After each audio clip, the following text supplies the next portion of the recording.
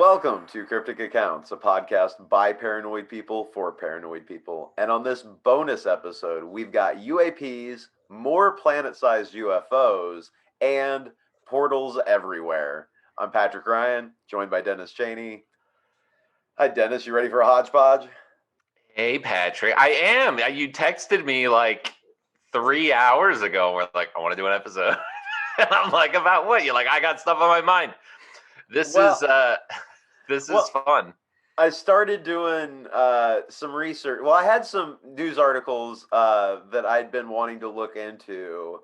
And as I was sorting through them, I found like three of them that I was like, one of them, one of them is kind of a direct follow up to another episode, so it couldn't really be its own episode. But I want to talk about it. Mm-hmm. And then another one is kind of linked to something we've talked about before, and then one's just a recent news story that I just didn't think would be its own episode. So I don't know. You just can't get enough of me. It's a short month. I decided we'd slam some extra content in. So yeah, I think you're just trying to make me look bad. But yeah, I mean, let's. Since my next show is going to be a sequel that was promised a month ago. Yeah, you're just trying to sneak in. Yeah, making me wait for that sequel. It's been a rough month waiting on that. Like I'm ready for part 2 on that. But yeah, no, I didn't get anything done as far as like my next episode really, because I just ended up swerving into these things, and then I just kind of wrote out my own thing about them. Well, I'm always here to swerve with you, so. But yeah, no, it's gonna be. I think you're gonna enjoy this, and yeah. So, thank you everybody for listening, watching. We appreciate it. Hit the subscribe button, like us, share it, do all that. We appreciate it. Write a review. We've been getting great feedback. Yeah, we've been getting some good comments. Some real good comments. I want to give a shout out by name to Rosalie. That's not a joke, by the way, Rosa. If you're listening, we were both reading those today. Yeah, she pounced on some episodes very quickly, and we appreciate that. And so yeah, so you ready to get into this, Dennis? Yes. So our first one is from an article that was actually done in December 2020. It got published in Popular Mechanics. They reported on something that really caught my attention in an article by Andrew Daniels. It's a declassified photo believed to have been captured by within an FA-18 in 2018. So the photo is said to have come from the DoD's Unidentified Aerial Phenomena Task Force. They were passing this around. The object has been described by U.S. officials as silver and cube-shaped.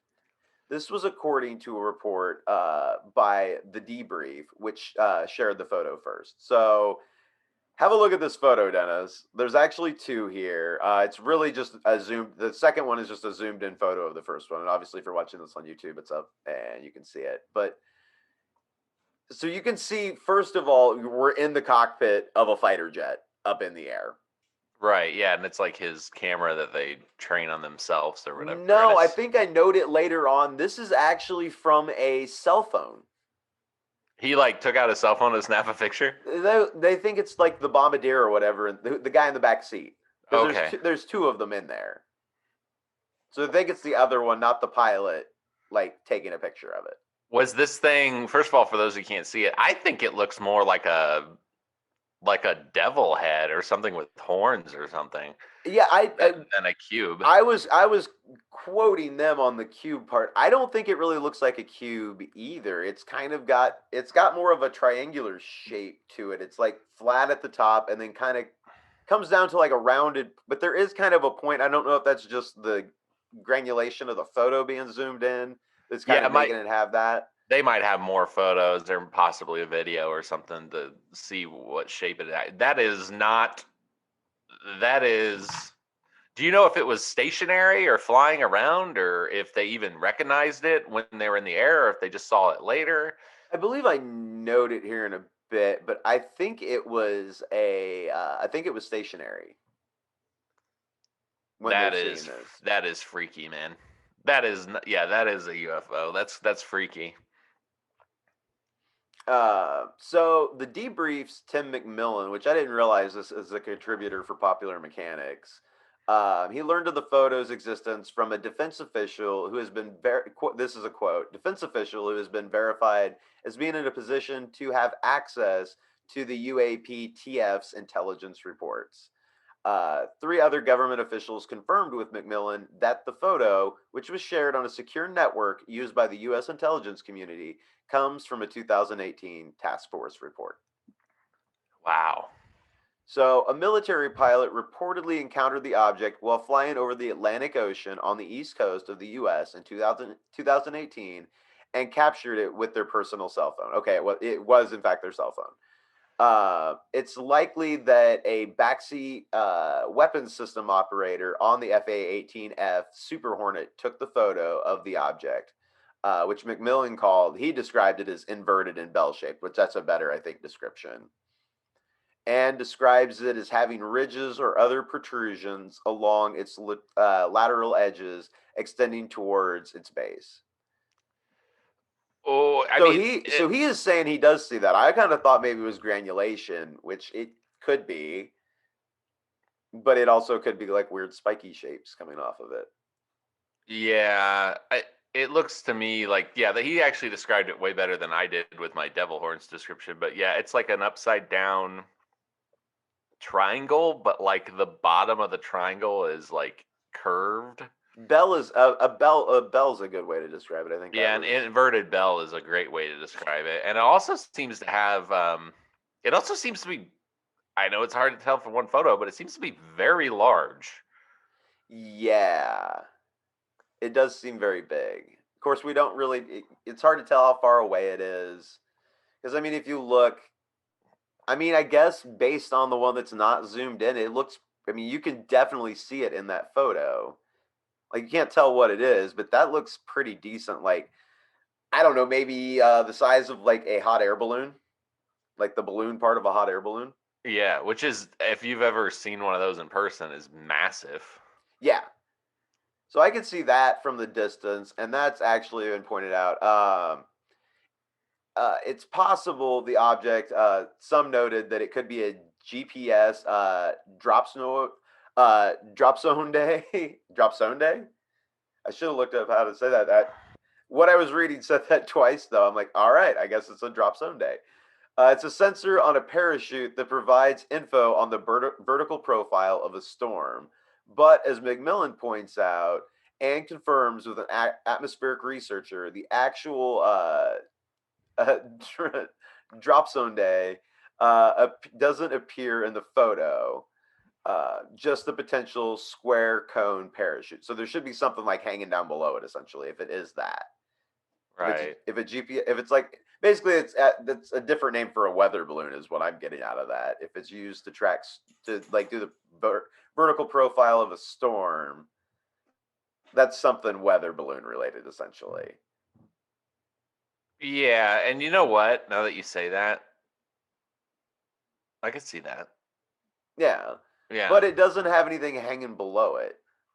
No. Also, like, this is the military. This is the UAP task force.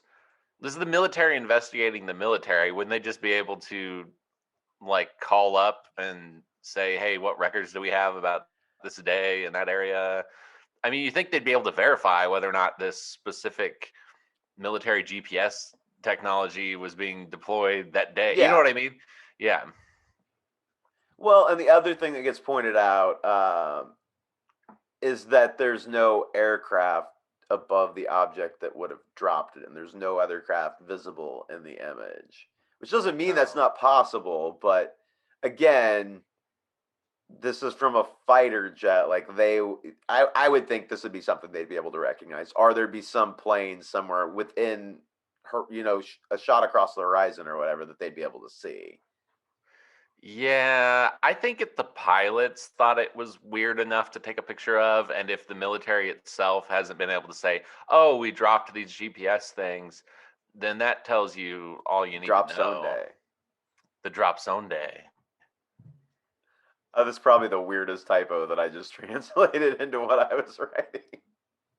Yeah. But they kept saying it, so I'm like, all right, I guess this is a thing I'm not aware of. Also, you're giving it like a Latino, like the A. That's how I hear it in my head, man. That's how I hear it in my head. I think it's like drop sund. That's not. I don't know. I like the drop zone day better.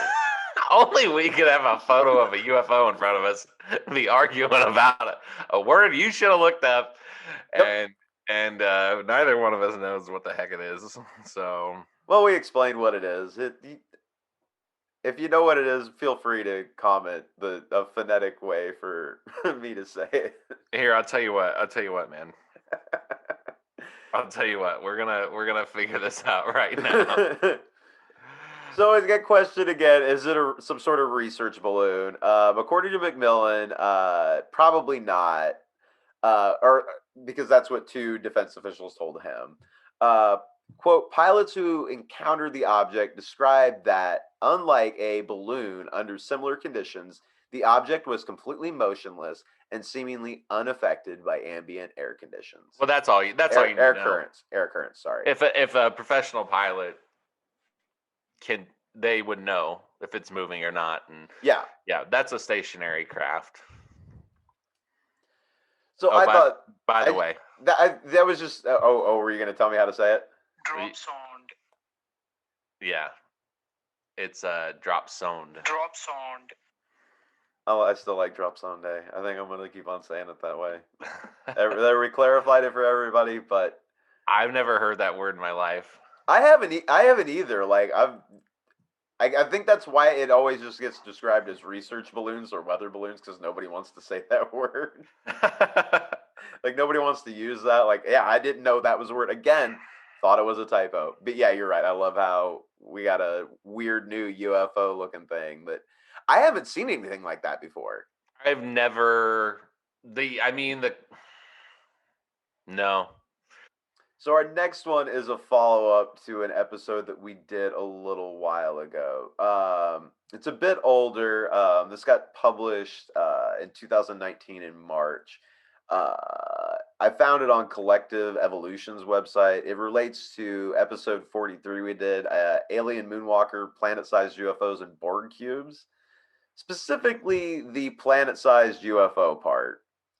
So someone we didn't talk about was Dr. Norman Berggren, and Norman had a long career at Ames Research Lab, the National Advisory Committee for Aeronautics, Lockheed Missiles, as well as working at NASA. So, wow, he's been around some rockets and stuff, and just general space travel. Yeah. He claims the existence of extraterrestrial spacecraft of enormous size and power are indeed facts.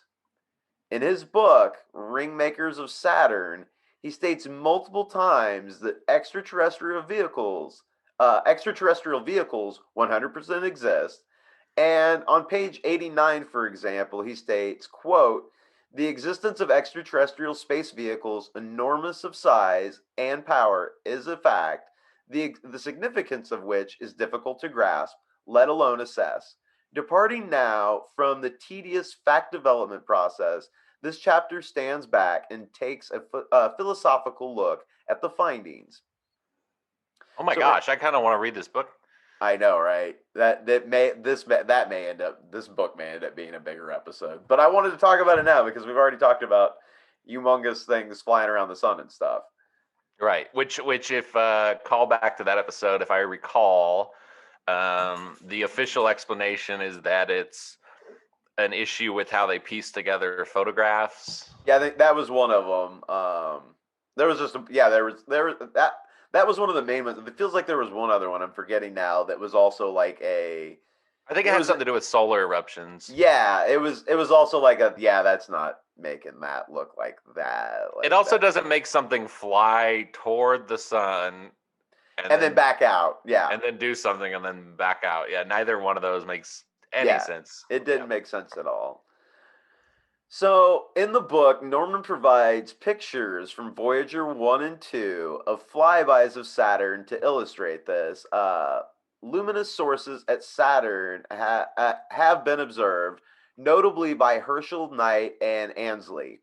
In one such instance, a fiery source moves suddenly away from the A ring outer edge. In another, unrelated instance, a bright elongated source pursuing a straight line course entered the A ring outer edge. After these dramatic events, luminous sources did not become a specific subject of inquiry as might be expected. That is, until years later. This other one from page 49 is evident, quote, evidence is 100% positive that propulsive vehicles generate the inner and outer Encke A ring of Saturn. Presence of these units is made fortuitously clear in plates 5 through 8. So the next is a picture from his book, which I actually have up above there, which he actually has like a diagram of like where these things are. Wait, he says that these objects make up the rings? Yeah, like I don't know if he's talking about their propulsion exactly, or Or if there's just so many of them. or if it's like there's a bunch of satellites basically around Saturn? Yeah, there's some of that. Whoa. Okay. Whoa. Then those are huge. I mean, that's ginormous. That's bigger than Earth. As I say, I have the one right further down. He says one is 8,000 miles in length. Another's 15,000 miles in length, and another's 31,000 miles in length. Yeah. That's nuts, man. So, according to retired U.S. Army Commander Sergeant Major Bob Dean, in a lecture at the European Exopolitics Summit in Barcelona in 2009, this next picture, NASA got back from where Saturn were so shocking they looked up, and he saw also Apollo mission photos that weren't released to the public. They were so shocking they were locked up. Yeah. So here's another picture from the Voyager mission. Or I guess this is the same one of something hovering around the Saturn rings. So this is another like huge thing. Weird. Yeah. It's glowing too. It's like very, very orange. Yeah, it felt like it felt very similar when I was like looking through it, like to what was going on with the stuff from the sun, and especially that last one that's just huge. Oh yeah. Like that looks like the same sort of thing that would go fly in and out of the sun. It says it's roughly the size of Earth. Yeah. Which says that a couple of those things we were looking at the sun were like the size of Jupiter. Right. So an even older story is up next, but I found it really interesting and kind of wanted to talk to you about it. So it came in 2016 on UFO Holics website. It also involves NASA, this time one other plasma physicist from the University of Iowa, Jack Scooter, who came out with a bold statement about cosmic portals. What? Go ahead. And that's that they are happening all the time and all over the place. So such gateways can be found within Earth's magnetic fields, falling in a direct line to the sun's atmosphere 93 million miles away. Which kind of remind me of the research you did about like the islands that appear and disappear and like possible like wrinkles in time and space. Yeah. Like this kind of made me think of that. Like, is that maybe what was going on there as an explanation for it?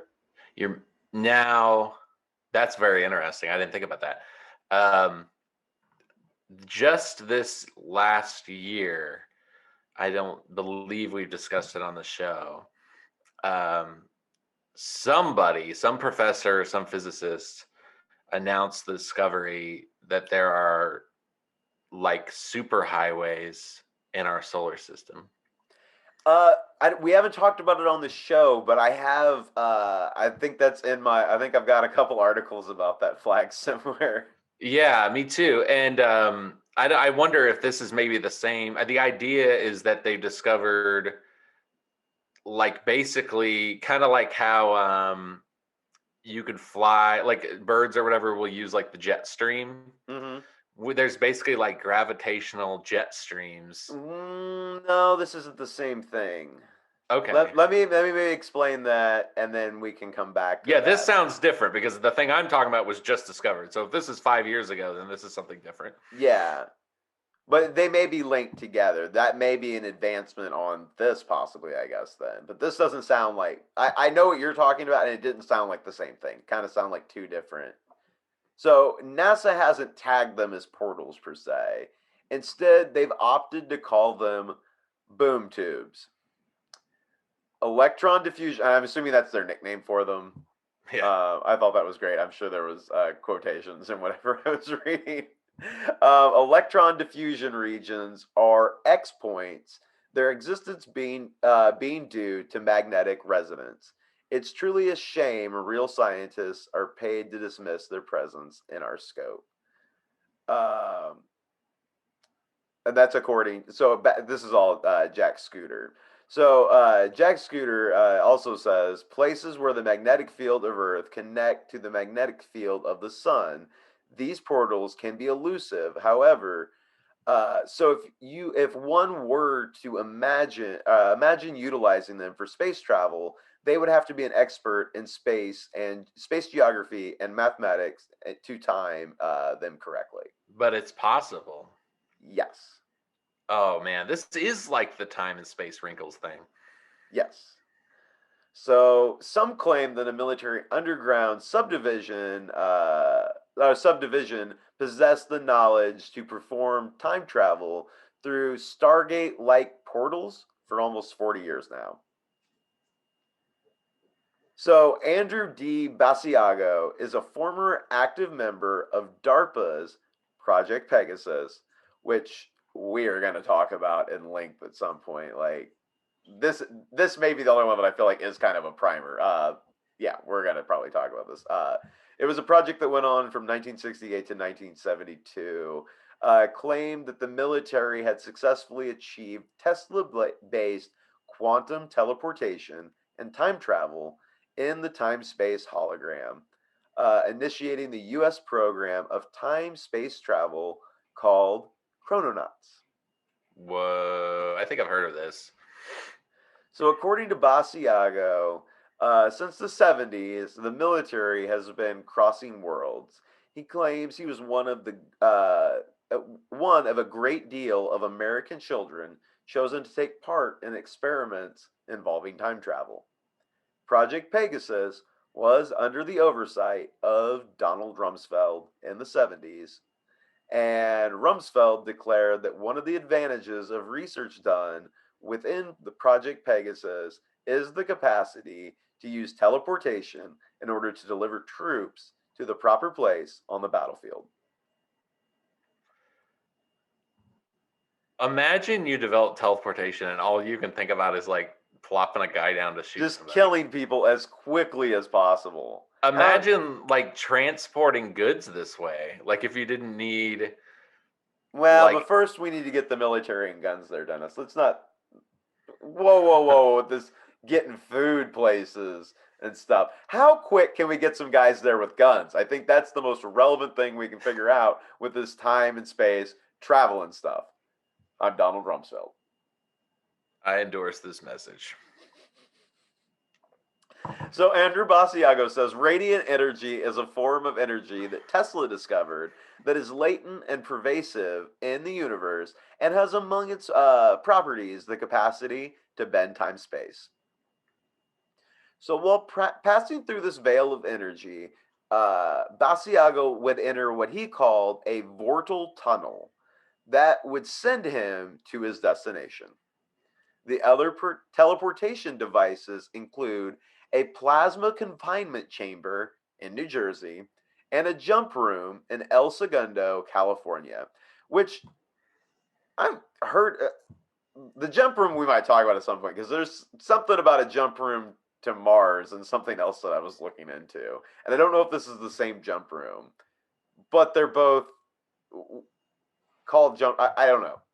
But yeah, there might be some sort of teleportation thing to Mars to get people there super quick.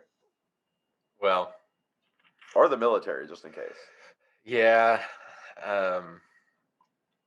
I kind of believe this. I have a more recent thing that I'm either going to get into in a future episode or maybe it'll be a bonus episode follow up on this, but I have something else. I may or may not have sent it to you that I want to get into on the show that involves this.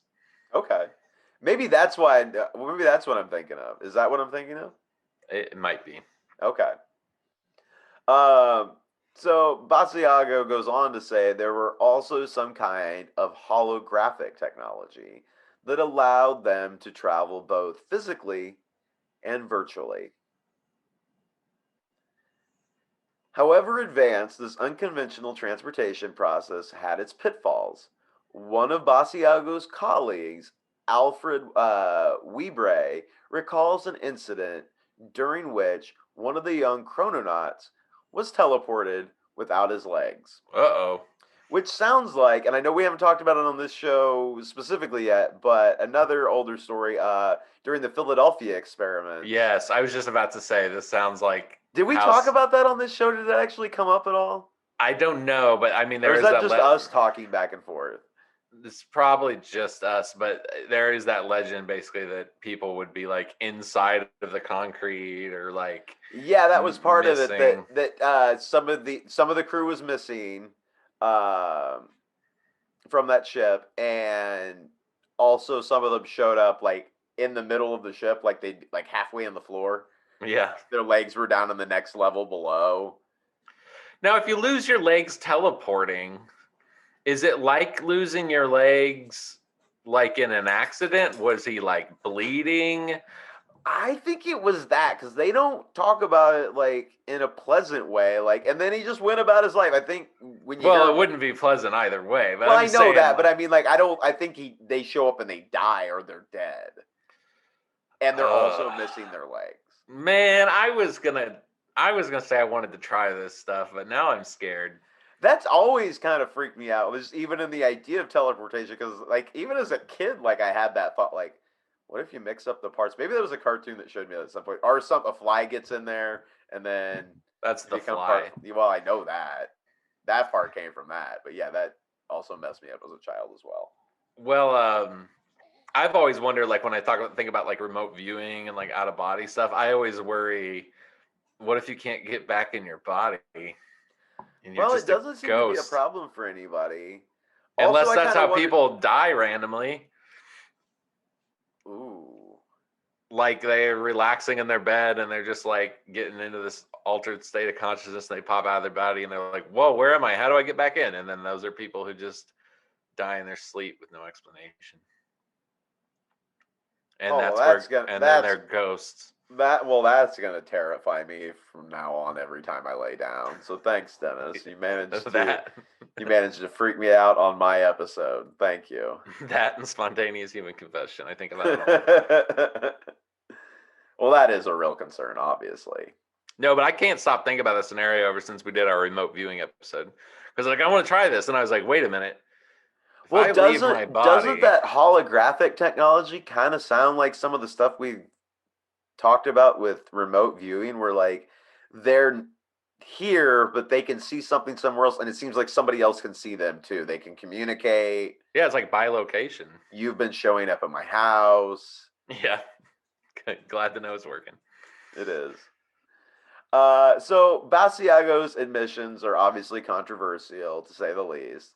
The technology he describes could solve a lot of mankind's problems, but it could probably ruin us as well. I mean, we don't really understand how time works or what it is or why it flows the way it does. We don't really wrap our head around these concepts very well, or like, how would time travel work theoretically? You know, just paradoxical consequences and how that works with altering the timeline. But there's really nothing in Einstein's general relativity that can sink the notion of time travel. So, I mean, I kind of think it's possible. We've had this argument before many times. I know we have, and we don't have to get into it here because I'm back and forth, and I mean our argument transcriptions will show that I'm very back and forth. I mean, I'm not 100% there because it seems like paradoxes would have to happen, right? But I can see some sort of teleportation as being more likely than time travel. Just something about going. I don't know. now that I agree. Traveling somewhere through some, like you're almost like I'm sure you were talking about with the highway, the space highway stuff. Like I think there's ways to travel places extremely quickly that would almost seem like teleportation if you could move through time and space so quickly, right, with no resistance or whatever. Now, at a certain point, though, space travel is time travel. Well, maybe that's what you're trying to say. I guess kind of. I don't know that we're going to be able to go back to 1972 or whatever at any given point. I just that or we're already living in a world where this is happening and our timeline is actively getting changed on almost daily basis. Because if we have the technology, they're not going to leave it alone. No. Like there's going to constantly be little tweaks happening all the time. Some people thought the atom bomb would set off a chain reaction that would destroy the atmosphere. We thought we were going to open a black hole with a large hadron collider, and we didn't. So we're going to keep on building bigger ones until we do open a black hole. Yeah, well, that might be another thing if people want to go back and listen to that episode. But yeah, I don't know. My intuition, for some reason, tells me, maybe I've just read too much sci-fi, that time travel it's not as paradoxical as people think it is. You know what I mean? Like there's possible solutions for that stuff. Well, and like I said, I didn't say it's not possible. I just, on my meter, it's way further out than just teleportation. See, I feel like it's possible. Depending on what type of teleportation you're talking about. So if you travel somewhere faster than the speed of light, which I think you would be doing if you went from here to Mars in a minute. Oh yeah, you'd definitely be going faster, I think. Or very close. Now, if you're like Star Trek teleporting, where like I think they like just piece you back together with other things in the atmosphere or whatever, like based on a template.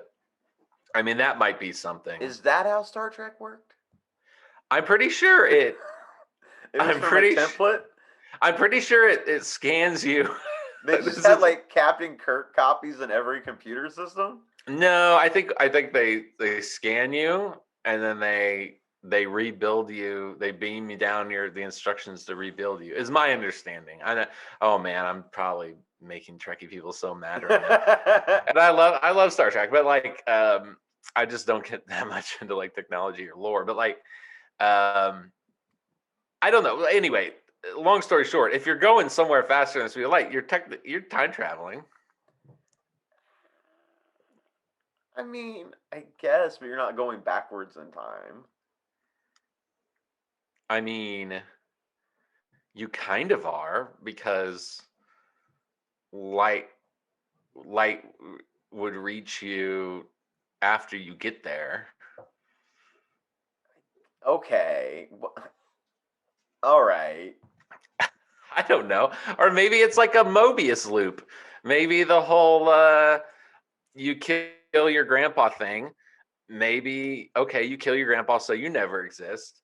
And that means there's no you to go back and kill your grandpa. And that means your grandpa exists, so he has you. And that means you're there to kill him. And then it's just like this big loop. Ooh, that's a good one. I don't know. I just think there's possible solutions. I just don't see it as that paradoxical. No, I don't.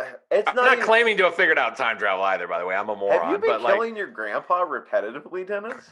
I can't help it. It's like it's 4D space-time hologram.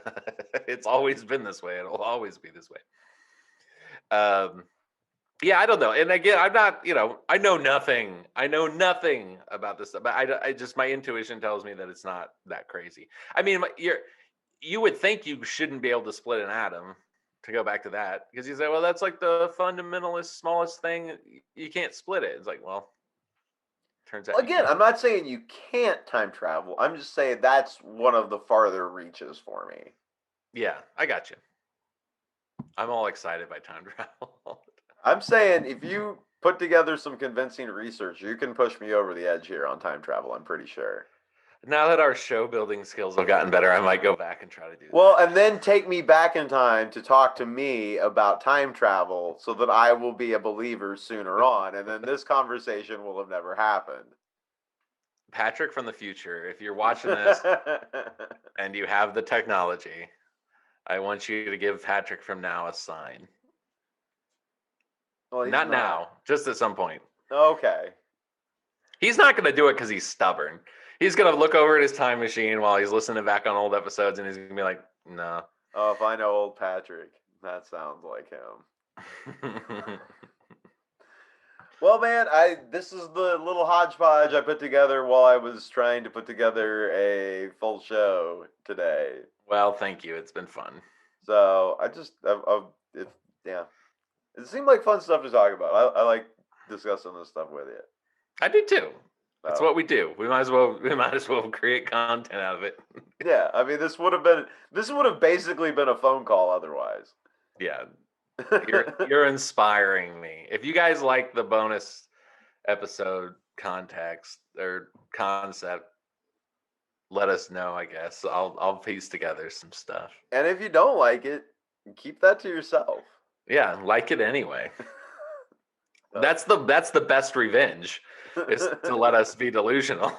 Hate like it, yes. Yeah, so that 20 years from now we look back and realize we wasted our life. It's the long game. That's right. Well, thank you all so much for listening. We appreciate it. We'll be back obviously Wednesday, just like normal. Yeah. Thank you, Dennis. I love you. Bye, Patrick. I love you. Bye.